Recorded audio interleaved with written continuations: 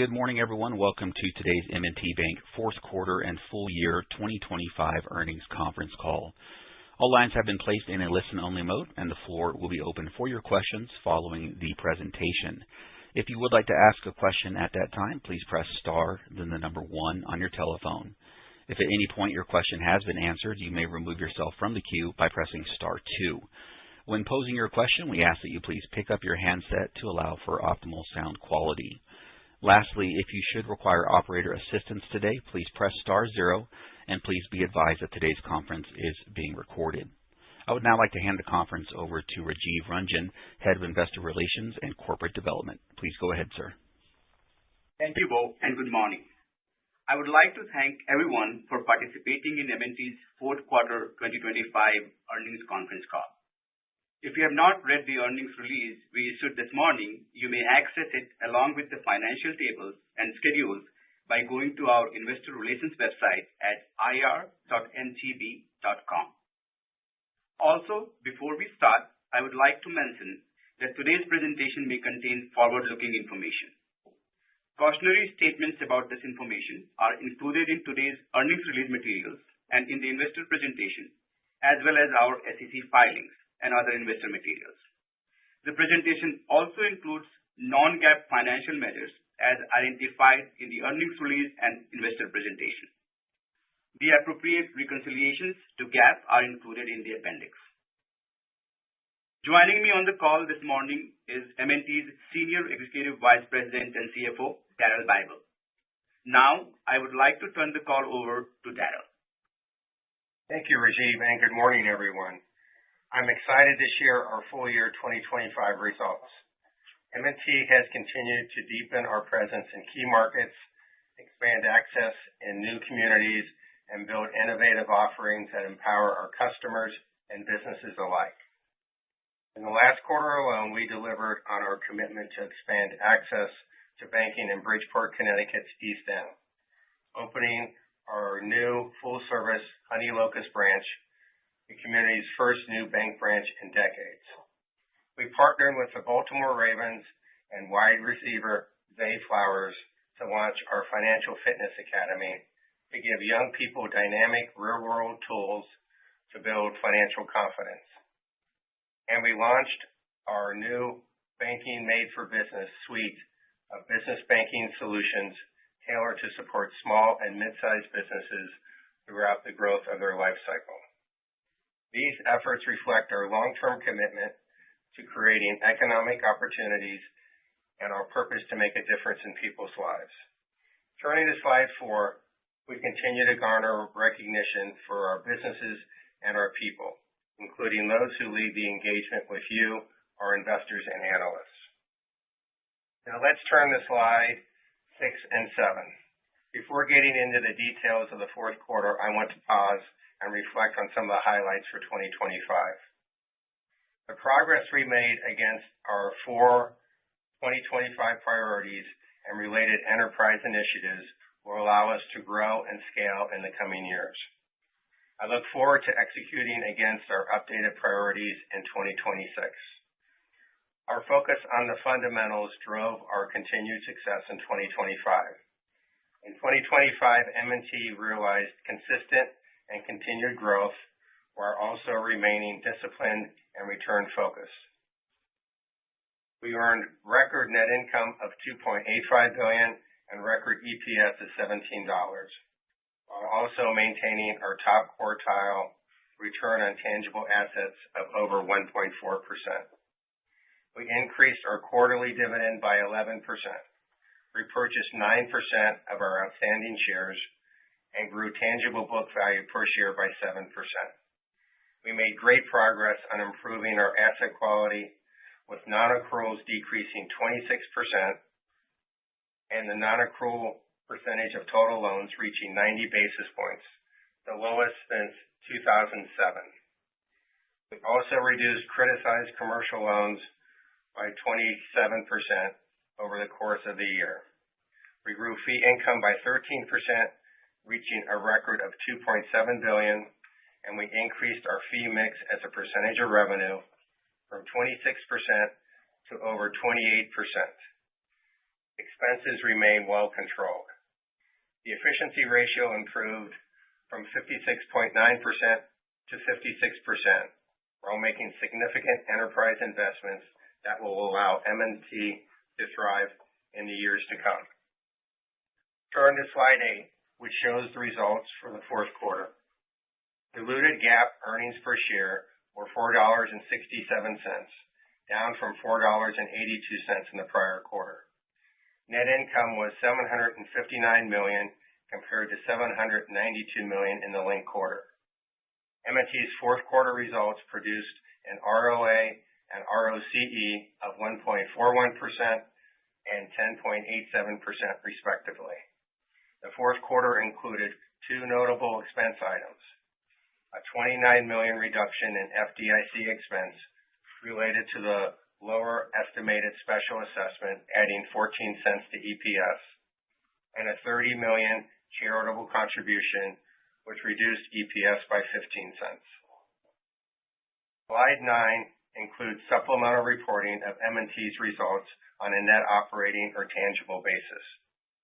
M&T's net operating income was $767 million compared to $798 million in the linked quarter.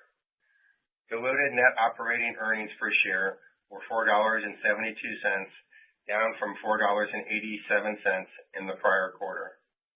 Net operating income yielded an ROTA and an ROTCE of 1.49% and 16.24% for the recent quarter.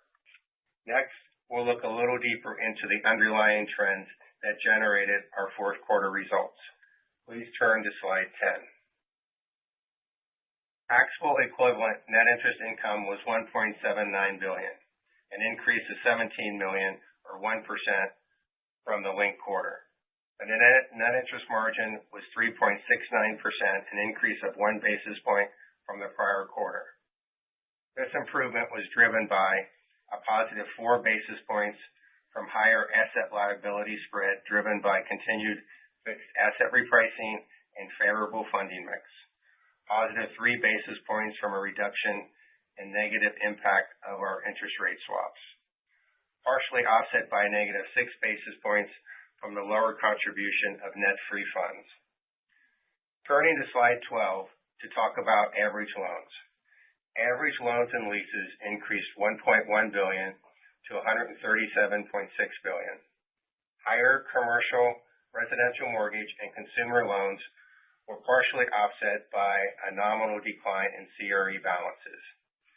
Commercial loans increased $0.5 billion to $62.2 billion, aided by growth in dealer commercial services and, to a lesser extent, REIT lending, business banking, and fund banking. CRE loans declined 1% to $24.1 billion, reflecting a slowing pace of decline in the portfolio, with continued payoffs and paydowns and higher originations. Residential mortgage loans increased 2% to $24.8 billion.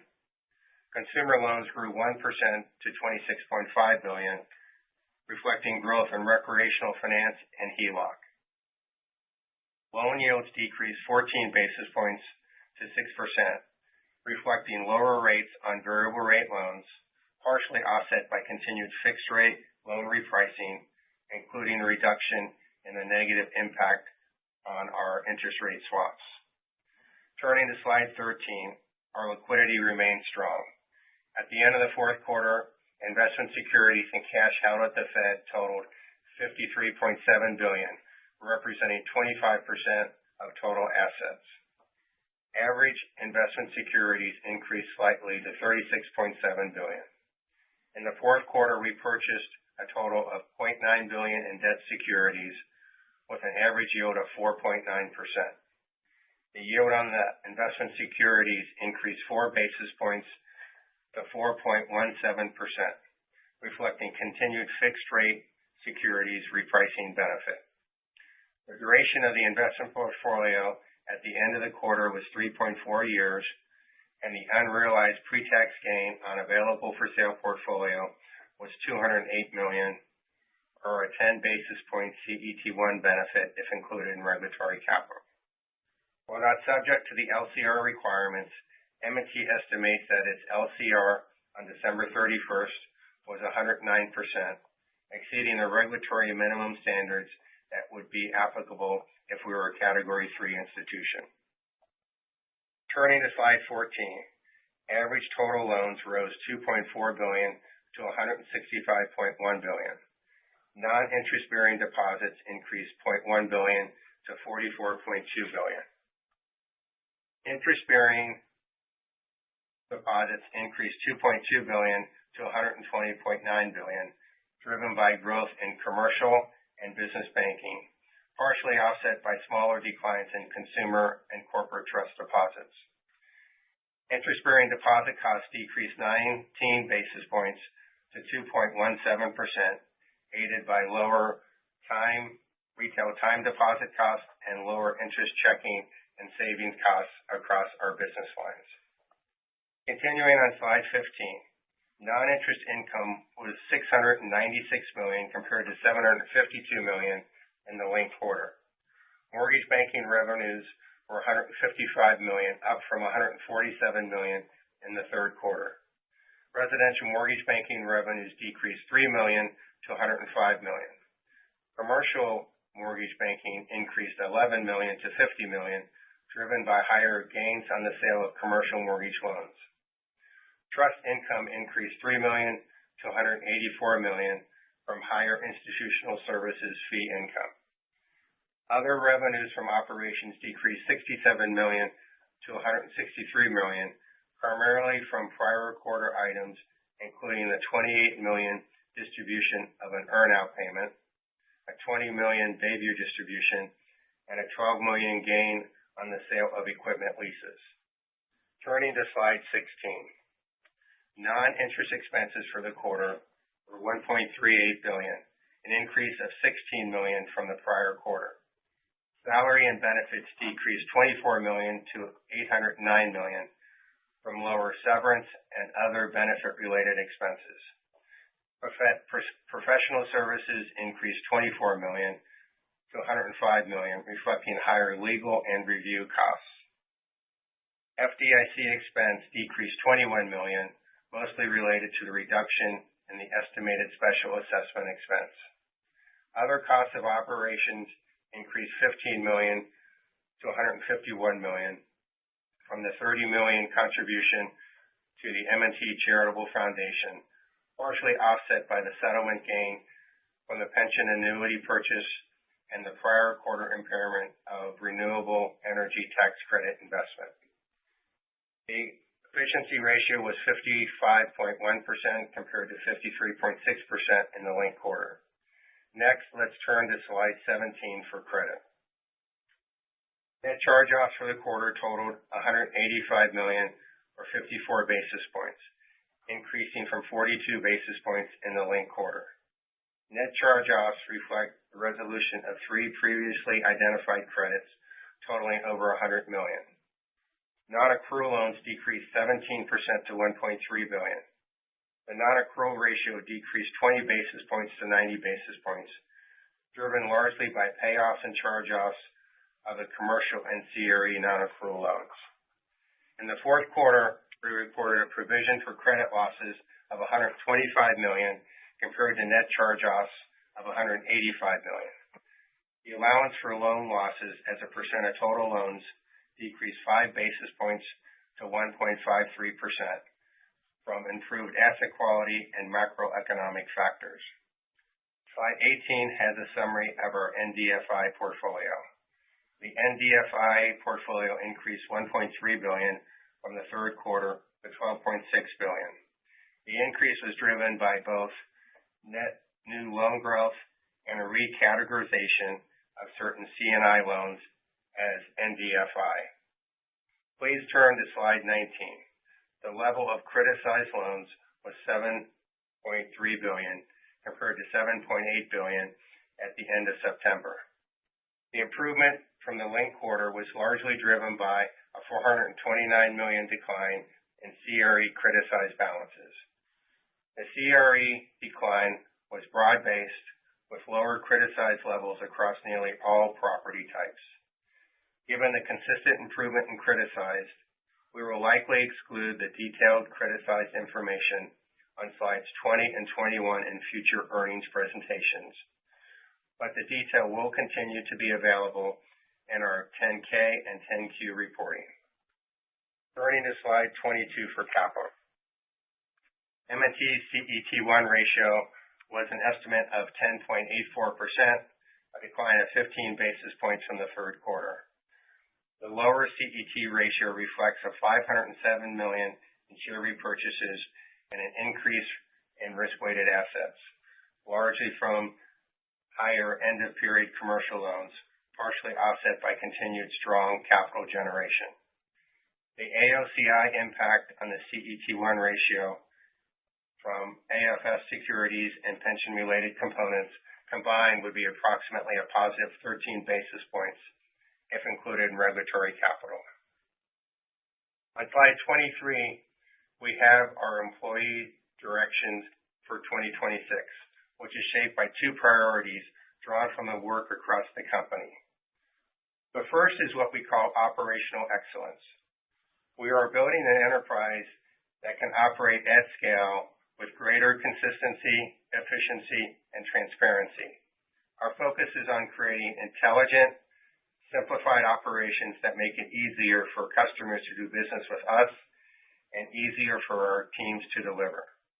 This includes strengthening our shared standards, streamlining processes, equipping colleagues with better tools, and maturing capabilities such as automation and enterprise-wide control processes. These steps help reduce risk, improve performance, and free our people to focus on the work that matters most. The second priority is teaming for growth. We are leaning into a more unified enterprise-wide approach to growth, bringing together markets, business lines, and capabilities so clients experience us as one bank. When we integrate the strengths across regions and when we match local insight with the scale of M&T and Wilmington Trust, we unlock opportunities we cannot reach in silos. This focus is about deepening relationships, more coordinated planning, and a shared approach to serving clients across the spectrum, from retail to commercial to wealth. Together, these priorities help deliver us consistent value, position the bank for the long-term performance, and strengthen how we serve the communities that rely on us. Now, turning to slide 24 for the outlook. First, let's begin with the economic backdrop.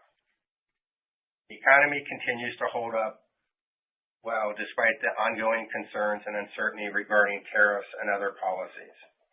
Private data sources reported decent spending growth in the holiday season and roughly a 4%. Through price increases have driven some of that growth. The economy bounced back in the third quarter to the strongest expansion in 2 years, though we are cautious of possible revisions and a slowdown once the fourth quarter data is collected. Businesses continue engaging in CapEx and equipment, while spending on new buildings remain in decline.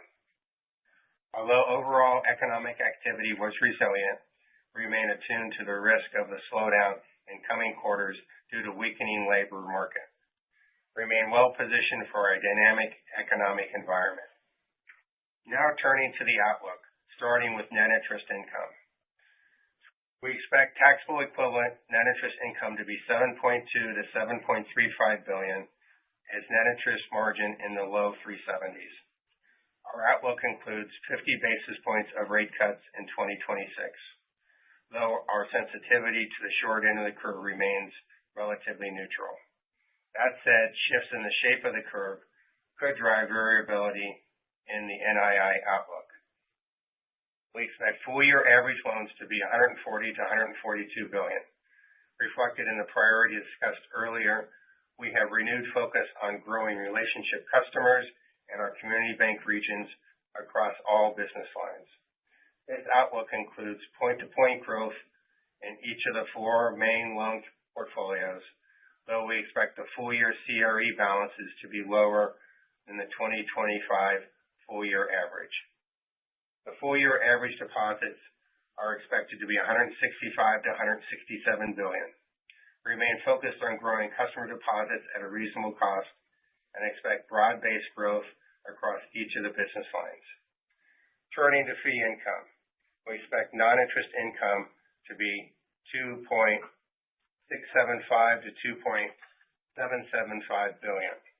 We expect growth to be broad-based across our fee income categories and business lines. Continuing with expenses, we expect total non-interest expense, including intangible amortization, to be $5.5 to $5.6 billion. Our expense outlook includes continued investment in enterprise initiatives while also closely managing non-investment spend. This outlook includes our usual first quarter seasonal salary and benefit increase, which is estimated to be $110 million. We also included in the outlook is approximately $31 million in intangible amortization. As of January 1st, we elected to carry our own residential MSRs at fair value rather than the prior treatment of lower of cost or market. We have also begun hedging the changes in fair value of those MSRs. Along with this election, MSR amortization is no longer to be recognized as an expense, and instead the impact of the MSR time decay and related hedging will be net with mortgage banking revenues. These changes are included in the fee and expense guidance ranges, but has minimal impact on net income or PPNR. The MSR fair value election also adds $197 million in regulatory capital, or an 8 basis point benefit to the CET1 ratio. Regarding credit, we expect charge-offs for the full year again to be near 40 basis points. We expect taxable equivalent tax rate to be 24 to 24.5%. As it relates to capital, we expect to operate with a CET1 ratio of 10.25 to 10.5% in 2026. We always run a bank to generate the best returns for our shareholders, offer appropriate capital levels, and return excess capital to shareholders.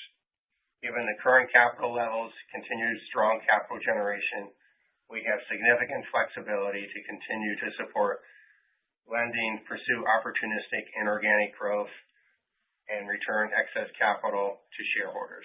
We'll be opportunistic with share repurchases, while also monitoring the economic backdrop and asset quality trends. To conclude, on slide 25, our results underscore our optimistic investment thesis. M&T has always been a purpose-driven organization with a successful business model that benefits all stakeholders, including shareholders. We have a long track record of credit outperforming through all economic cycles while growing within the markets we serve. We remain focused in our shareholder returns and consistent dividend growth. And finally, we are a disciplined acquirer and prudent steward of shareholder capital. Last, I would like to thank Brian Clark for his leadership and contribution to M&T's investor relations since he rejoined the bank in 2021. I look forward to his continued impact as he leads the bank's strategy function. I'd also like to welcome Rajiv Ranjan, a 20-year-plus M&T finance veteran, who will be leading M&T's investor relations along with several other finance functions. As we close, I want to thank my M&T colleagues for serving our customers and communities. It was because of all of you that M&T continues to be the top-performing community bank. Now with that, let's open up the call to questions, before which Bo will briefly review the instructions. Certainly, Mr. Bible. Thank you very much. Ladies and gentlemen, at this time, if you do have any questions, again, please press star 1. If you find your question has been addressed, you may remove yourself from the queue by pressing star 2. Additionally, we do ask that you please limit yourself to one question and one follow-up. We'll go first this morning to Gerard Cassidy of RBC Capital. Hi, Daryl. Hey, Gerard. Circling back to the capital ratios, obviously we're going to get the Basel III endgame proposal hopefully sometime in the first quarter, as well as another stress test.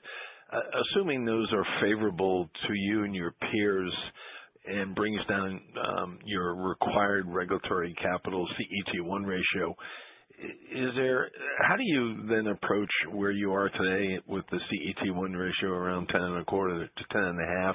Is that something you guys would look to maybe bring down if your required number fell with what's coming with those two, the stress test and Basel III endgame?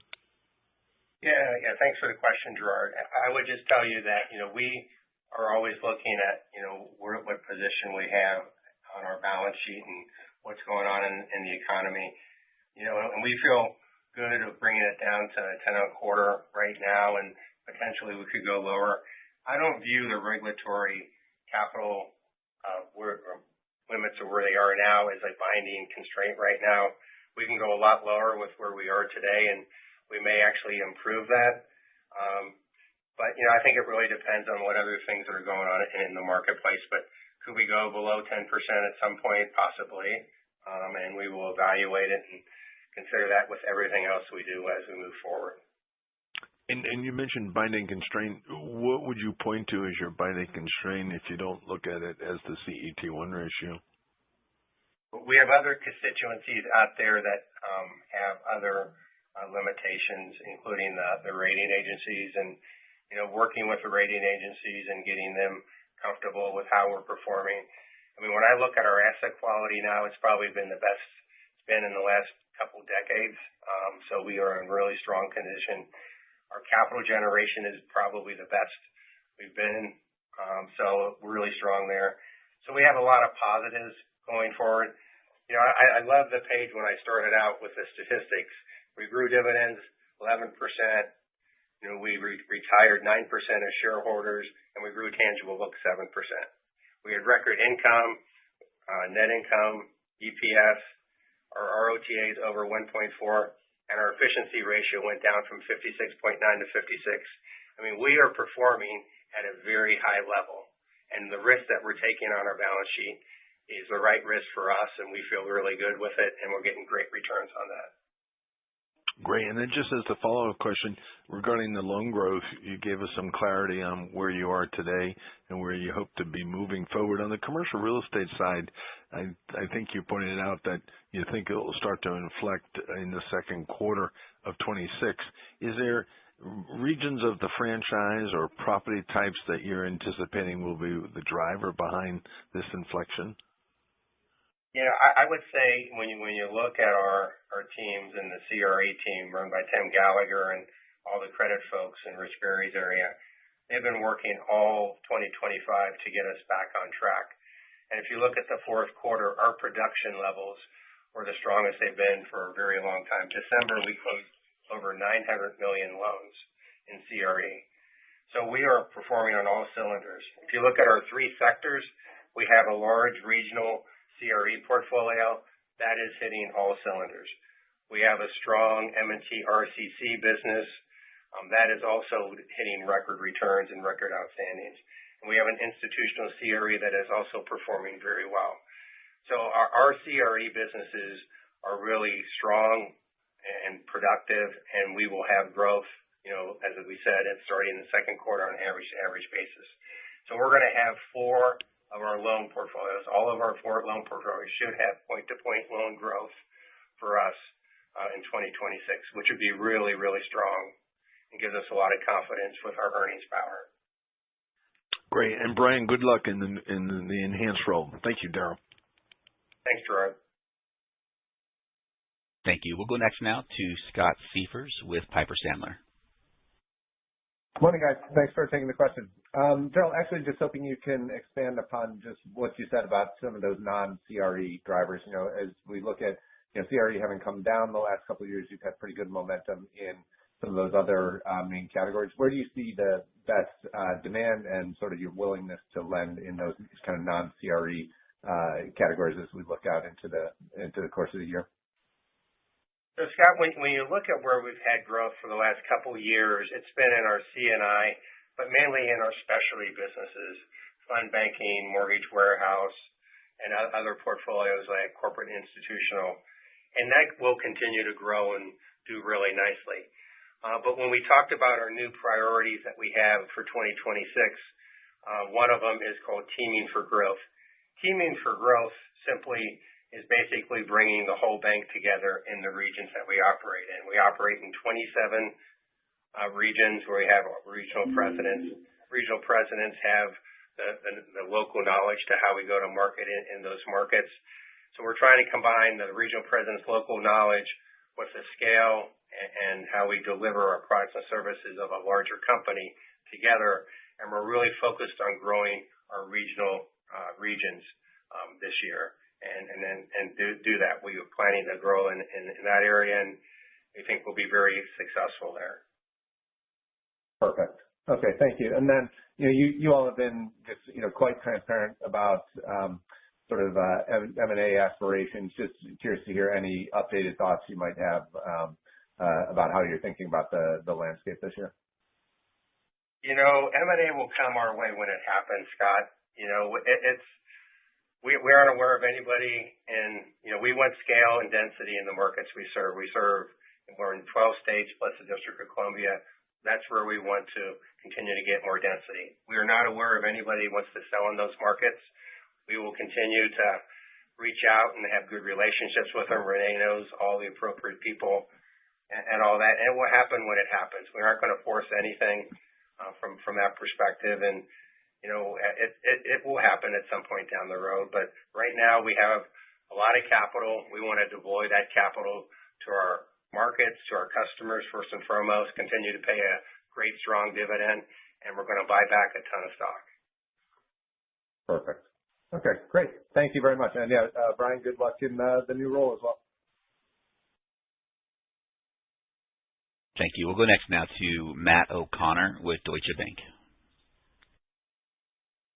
Good morning. I was hoping you could elaborate on the deposit environment. Obviously you've been kind of running off some CDs and growing other deposits, but maybe some color in terms of net checking account growth, what you're seeing from a competitive landscape, and any changes in the brand strategy as you think about driving organic growth. Thanks. Yeah, deposits are really key. One of my famous sayings that I have, Matt, is that we want to have both oars in the water. So, as we grow loans, we also want to grow our customer deposit base. We've done a good job the last couple of years growing that and retiring a lot of non-core funding in the wholesale book. I think that we will continue to do that. As far as, competitive-wise, all of our businesses have in their plans to grow customer deposits. And we're really focused in doing that. So we complete and really manage both sides of the balance sheet very well. As far as competition goes, I would say the competition is the same as it's been for the last couple of years. Not any worse or any easier. What it is, it's competitive. We have different pricing strategies depending on the scale and density market share that we have in those markets, and it seems to be successful. Our teams are really good at going to market. But first and foremost, we really focus on getting the operating account, the checking account, whether you're in the consumer bank, business banking, commercial, wealth, that is really critical to us. And from that, other revenues and products and services come off of that. And we've always done that, and we will continue to do that. Really focused on growing net new checking accounts, which is really important. Okay, that's helpful. And then just separately, I know it's not a big category for you, but the trading revenues has stepped up each of the last 2 quarters to $18 to $19 million. Remind me, has there been a change in kind of the efforts there, or any small deal that would reset this level higher versus just kind of quarter-to-quarter volatility? Yeah, no, I appreciate you breaking that out. I mean, that specifically is our customer swap book.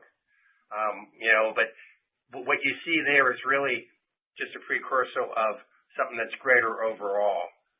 We have Hugh Giorgio, who runs our capital markets investment banking area. He's been actually adding resources. He had a record year of revenue this past year. He's going to have really strong year, probably another record in 2026. We will actually, once we get through our general ledger conversion shortly, we're going to break out and actually show our capital markets and investment banking so you can see it together. It's growing really nicely, and our teams are executing really well. And I think it's been a very strong business and will continue to grow well for our fee income categories. Okay. Thank you very much. Thank you. We go next now to Manan Gosalia at Morgan Stanley. Hey, good morning, Daryl. Morning. When I look at the guide for 2026 for both fees and expenses, relative to what you did in 2025 and even the 4Q run rate, it feels like, both growth rates are significantly slower. I know you called out the impact of the MSR. You called out that the MSR fair value and hedge will impact those two lines. Is that a big driver for both lines? And what is the core growth rate that you expect for both fees and expenses next year? Yeah, no, thank you for the question. I would say that the accounting change is part of it. It's $75 million that would normally be an amortization expense is going to be now netted against revenues. So that's basically just a shrink of both expenses and revenues by adopting this mark-to-market accounting on the residential MSR is one. When you look at kind of our projections for fee income and you kind of back out the notable items, we should be about 4% in fee growth is kind of what we're looking there. And it's pretty broad-based when you look at the fee growth. We're growing our treasury management. That was up double-digit year over year. We expect to be close to that again in 26. We're growing trust revenues. We're growing in the mortgage area. Potentially, our commercial mortgages are off to a good start, so they're doing really well. Residential mortgages, if rates come down on the longer end, we'll be able to do well there. We could have potential more sub-servicing growth there. And then what I just talked about in our capital markets investment banking. So we have momentum on the fee side and feel good about hitting the 4% number that we have. If you look and put it all together, we are generating positive operating leverage in 26, probably 150 basis points plus or minus. So we feel good about that like we did this past year. Got it. And then in the deck, you spoke about operational excellence and teaming for growth and how the outcome of that should drive better revenues and profitability. When you think about the environment, loan growth is improving, fee income is growing, capital is normalizing. How do you think about the trajectory for ROTCE over the next 12 to 18 months? And what's a good end goal for ROTCE as we look out, in the medium term? Yeah, thank you for the question. So we had a really strong finish in 2025, with our returns approaching 16%. We think that will kind of continue in 2026, so be in the 16% range, and our goal is to get it to 17% by 2027. So I think we're on a great trajectory, and I think we can get there. Got it. Thanks so much. And Brian, we will miss you. All the very best. And Rajiv, looking forward to working with you. Thank you. Thank you. We go next now to John Pancari of Evercore. Thanks, Rajiv. Welcome. Look forward to working with you. And Brian, best of luck in your role. It's going to feel kind of weird not seeing you bouncing around at the conferences and cracking some jokes. I guess on the loan growth front, Daryl, I wanted to see. I know Scott asked you a question just a little bit around the other areas. Could you elaborate a little bit more on what you're seeing in underlying commercial, C&I growth more specifically? Are you seeing? You mentioned CapEx in your prepared remarks. Are you seeing some drawdowns tied to CapEx? Are you seeing line utilization tied to that? If you could just give us a little bit more color on what's actually beginning to take shape and influencing your growth expectations. In the fourth quarter, our middle market commercial actually had an increase in utilization. So that was a positive. So I think that was something really good to see, that it's been dormant for a while from that perspective. I think net overall, we're seeing good growth. It's competitive, obviously, in the commercial space, but feel that we're going to have, good growth overall, both in specialty and in our regions as we kind of launch with our new priorities from that perspective. So I think we're confident we're going to have good loan growth. I mean, if you look at loan growth, for the whole company, it's, in total, probably be in the 3 to 5% range. And C&I will be kind of right in that same similar range. But we got CRE still shrinking year over year, but starting to grow point to point. We got commercial real estate. That's what I just talked about. And then real estate, consumer real estate and consumer growth also growing nicely. Consumer actually in the indirect space and HELOCs, will approach high single digit. So we have good overall broad-based growth in all portfolios. Got it. All right. Thanks, Daryl. And then separately, on the credit side, I know you indicated the charge-offs related to resolution of or charge-offs from some of the previously identified credits. But your 90-day past dues jumped about 30% in the quarter. Can you give us a little bit of color what drove that and if that could influence non-performers and losses in coming quarters at all? Yeah. So on the consumer delinquencies, that's really just a result of more Ginnie Mae repurchases going on the balance sheet, which is an attractive trade for us, and we actually make more fee income doing that. On the commercial side, it was more administrative delays. People basically missed payments in the first week or so. If you move from year end, go back, forward 7 days, we had $250 million more come in payments and all that wouldn't have been delinquent. So I think there's nothing there to say in the delinquency per se. I think we feel good about our credit quality and performance there. It's just kind of one administrative on the commercial side and consumer is just on the Ginnie Mae growth side. Got it. All right. Thanks, Daryl. Very helpful. Yeah. Thank you. We'll go next now to David Chiaverini of Jefferies. Hi. Thanks for taking the question. I wanted to ask about your deposit beta on the next 50 basis points of cuts. What's your assumption there? We've been holding pretty good to the low 50s, David, so far. And, we feel really good in the down 50 that you asked for, still staying in the low 50s. I think that's definitely doable. I think at some point, if we continue to go down more, we're going to start hitting floors on the consumer portfolios. But definitely feel confident we can stay in the low 50s, going down another 50 basis points. And as you inflect higher on loan growth, do you expect increased competitiveness on the deposit cost front? Our mindset first is to grow operating accounts. We're also, I believe, in like an always-on strategy where we always will offer competitive rates to our customers. We won't be the highest, we won't be the lowest, but we'll get our market share. I think that's what you're seeing come through from the business lines. We grew $2.2 billion this past quarter. It was in business banking and commercial.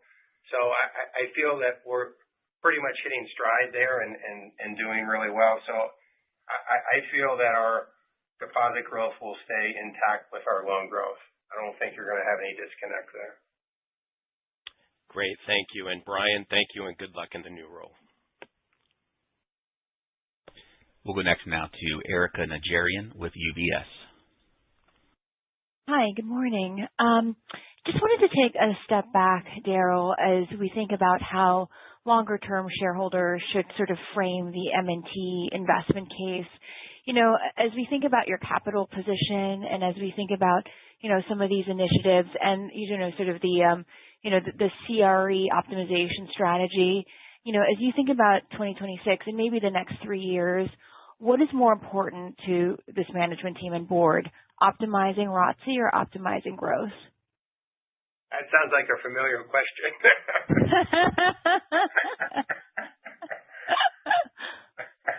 It was a good discussion. It was a good discussion. Erika, believe it's really a combination of both of that, to be honest with you. We really have capital out there, and we want to use it for our customers and make sure we get good returns on that. So we're pretty disciplined in the returns we're getting when we're putting loans on the books and getting those returns.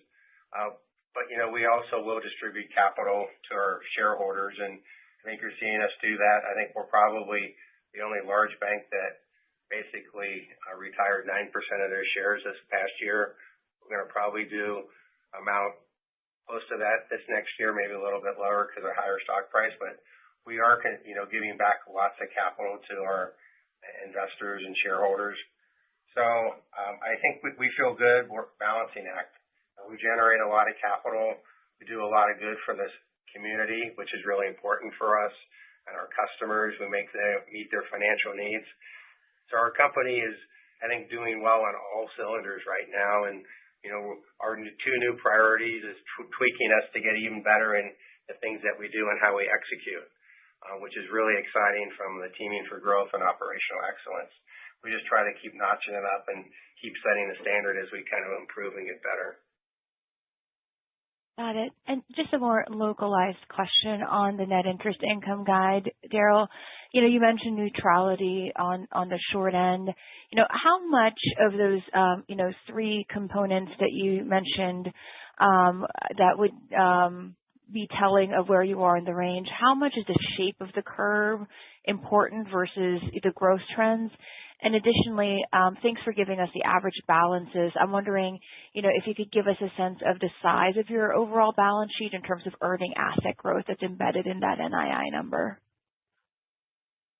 Yeah, so I'll start with the shape of the curve. Obviously, the shape of the curve will have impact because we still are getting benefit from kind of our fixed rate loans and our investment securities and sometimes our swap book and all that. So if the curve flattens out, we will definitely have less NII. If it stays steeper, we'll have a little bit of a benefit there. It's really hard to hedge the yield curve, and it keeps moving back and forth. So I don't recommend trying to do that on a regular basis, to be honest with you. But feel pretty good, though, that we're pretty neutral on the short end, which is really good because, as you know, we're really asset sensitive without the hedges that we have right now. I mean, if we didn't hedge right now, if we stop hedging now and you go a year forward, we'd be much more asset sensitive just by what's rolling off. So we have to hedge to stay relatively neutral. Growth will be a good key component. It's going to be a good value add for us this year. Having more growth consistently across all of our portfolios, being able to grow deposits and loans in sync is really good. As far as the earning assets, it's growing about 3% if you look at it on a point-to-point basis. Great. And welcome, Rajiv, and congratulations, Brian, on your new role. We'll always have Denver. Thanks, Erica. Thank you. We'll go next now to Chris McGratty at KBW.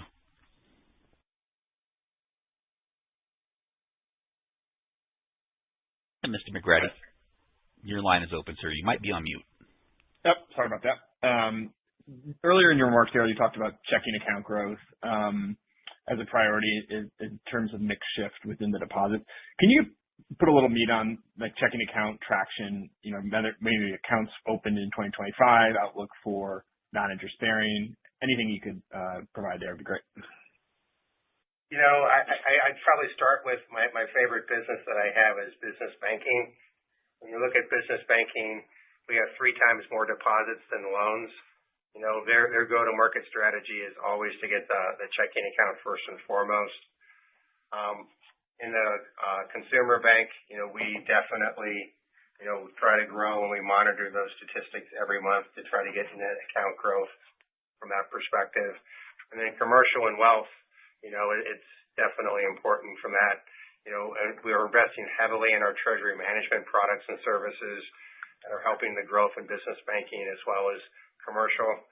As far as specific numbers of account growth, I'll probably be able to give you that maybe at the next conference and all that. I don't have that handy with me right now, Chris. but we'll share that information in our next investor deck for the first quarter. If that's okay. That'd be great. Thank you. And as my follow-up, I'm looking at slide 24 in the ranges that you've provided.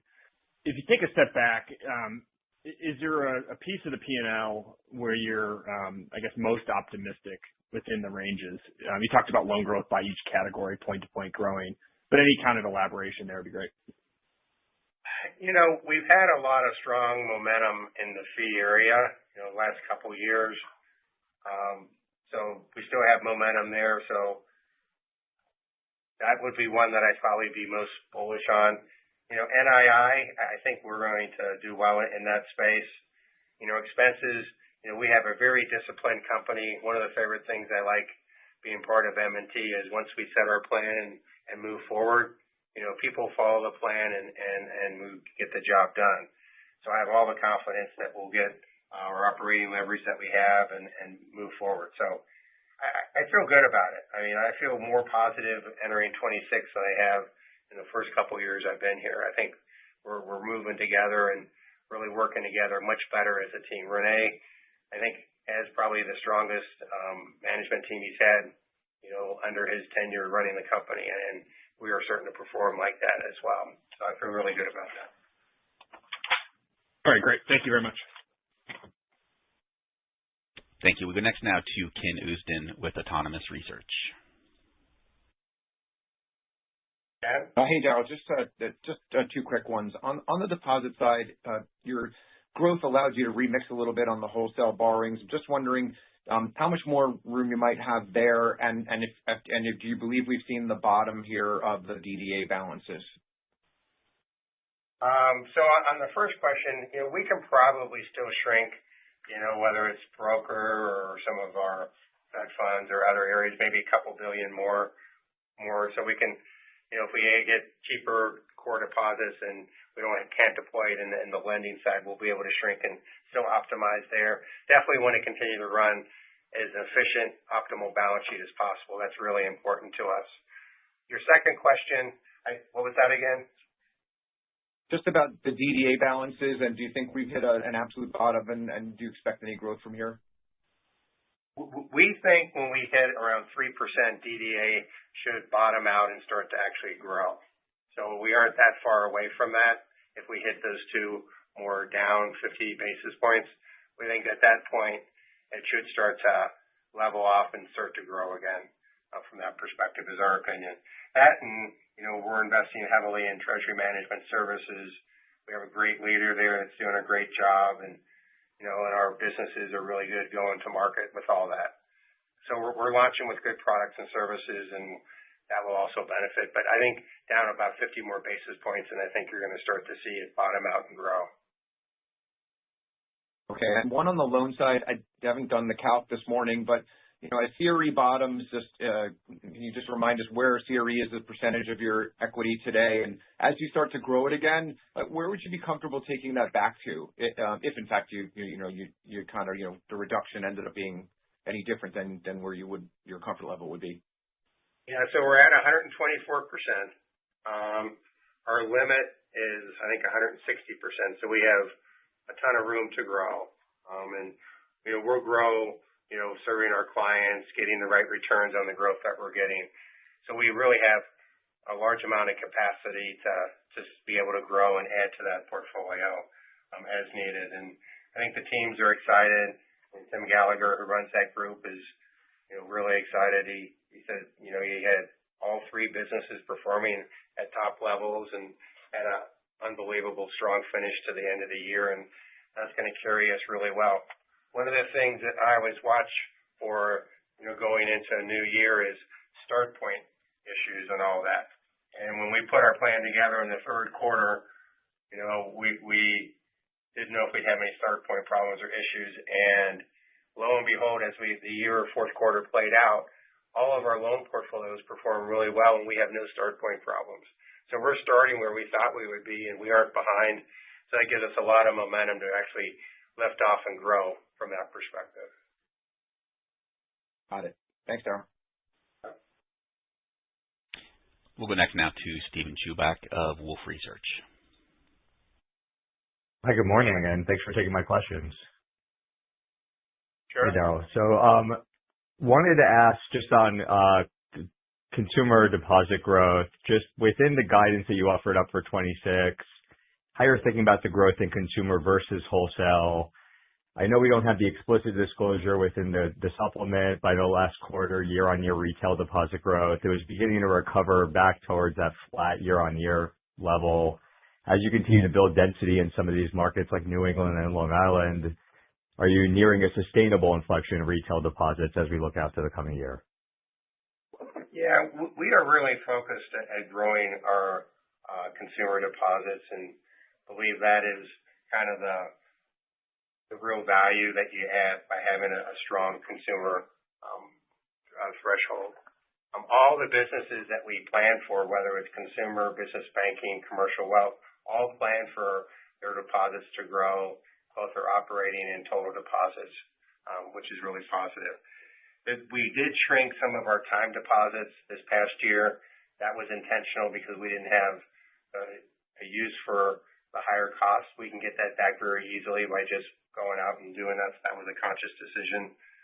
But net overall, we feel good about the growth and what we can achieve in the consumer side. As far as commercial goes, they're a machine. They're really important when we go and serve our clients. It's not just loans, deposits, treasury management, other fee income services. They deliver and bring the whole bank to them and all that. So we're really good about getting the right wallet share on the commercial side. Well, thanks for that color. And for my follow-up, just on mortgage banking, revenues continue to grow at a healthy clip. I know that's primarily been driven by the expansion in the sub-servicing business. But do you believe the tailwinds from 25 could persist into 26? What's a reasonable expectation for growth within that sub-servicing business at the current clip? So there's going to be a couple changes in 26 in sub-servicing. Early on, I think we're going to lose a smaller portfolio, but then we're going to get something back the next quarter and potentially even get more back in the second half of the year. So Mike Drury, who is in charge of that business and many other businesses out there, feels really good about his mortgage business, his sub-servicing.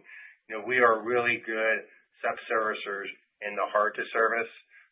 So the FHA stuff is kind of our sweet spot that we do. And, people come to us to have us service those loans. And that's a niche that we have, and we feel really good about it. So, net, might bounce around a little bit out the year, but I think we're going to finish the year pretty strong overall in that space. Very helpful color. Thanks for taking my questions. Yep. And we'll go next now to Ebrahim Poonawala of Bank of America. Hey, Ebrahim. Good morning, Daryl. Just one question.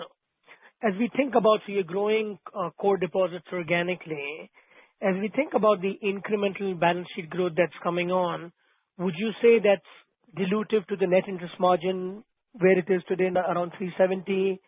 And is there a ton of upside? Like, is there an upside scenario where this margin could be closer to 380? If you could sort of give us a framework around those two, appreciate that. Yeah. So, that's a good question. When we, put on customer relationships, we look at the returns for the overall relationship. We just don't look at one side of the fence, whether it's deposits or loans. It's the whole relationship. There are scenarios where, if we grow loans, grow deposits, maybe you put a little lower net interest margin on the books, but net, it still returns a good return on capital, and which is something I think we can do. I think our net interest margin is either first or second in the peer group. So we have room for it to go down, if we need it to go down to be competitive. But right now, we're trying to continue to keep our mix there and grow the DDA in conjunction with interest-bearing deposits, as well as, good, attractive spread loans and getting good fee income overall. So it's really getting the whole balance there. But the guide that we have is what we're giving you is what we think is going to happen, from what we're going to earn, and we'll keep you updated as that plays out. But right now, we feel really good about operating in the low 370s for 2026. Got it. Thanks. Thank you. Gentlemen, it appears we have no further questions this morning. Mr. Ranjan, I'd like to turn things back to you, sir, for any closing comments. Thank you. Again, thank you all for participating today. And as always, if any clarification is needed, please contact our Investor Relations Department at 716-842-5138. And I look forward to working with all of you. Thank you, Mr. Ranjan. Thank you, Mr. Bible. Ladies and gentlemen, that will conclude today's M&T Bank fourth quarter and full year 2025 earnings conference call. Again, thanks so much for joining us, everyone. We wish you all a great afternoon. Goodbye.